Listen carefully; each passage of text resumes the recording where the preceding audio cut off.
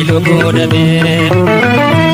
uffata daaree boodee agabee ani lubbuu dhabee seera gatee gaafas na jibee areera galaanaa kooduu dhabee muuta fameetu garaa laaffisee har'a boochise uffata daaree boodee agabee ani lubbuu dhabee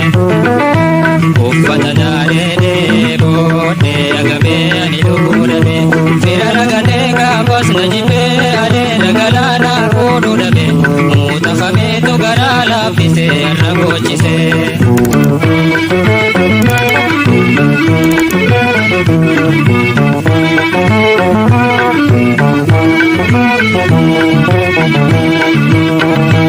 Isinin baana dhagayame yaa warra nyakisee dharanaa booyu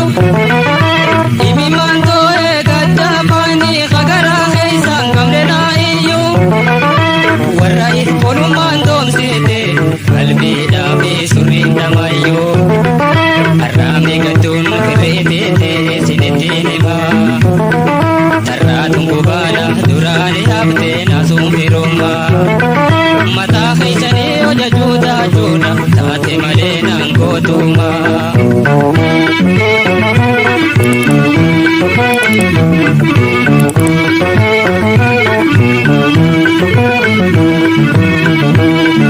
Uffata daaree boodee agabee ani lubbuu dhabee uffata daaree boodee agabee ani lubbuu dhabee seera gatee gaafas na jibee areera galaanaa kooduu dhabee muuta fameetu garaa laaffisee har'a boochise.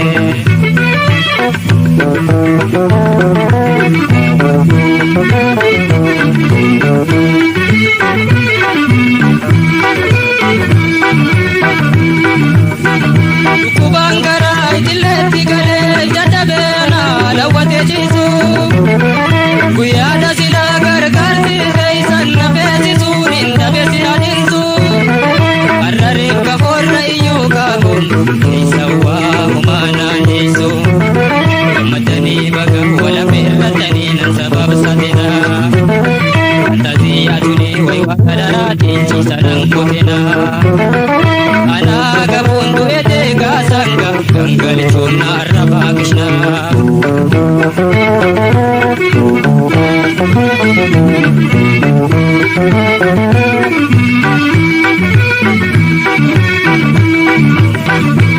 Uffata daaree boodee agabee ani lubbuu dhabee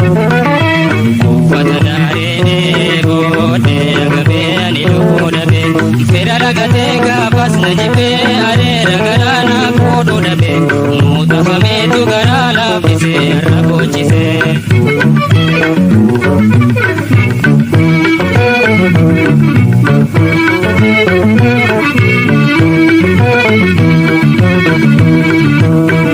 Firaa hiriyoonni dhugaadha yeroo barbaachisu walii dirmatanii guyyaa rakkinaa walitti dhiyaatanii wal bira dhaabbachuu walii dhakkatanii lubbuu walee walhuudhaa yoo taate malee reeffa awwaaluuf kutaa lammeegan lugeetii dhabeetti har'a reeffa booshanii uwweeftanii affaaraa baaftanii deega nyaachiftanii dhagaallee na dhaabdan hariira dhabee naa tu'ee agabuudhaan baasuma teeysan tun.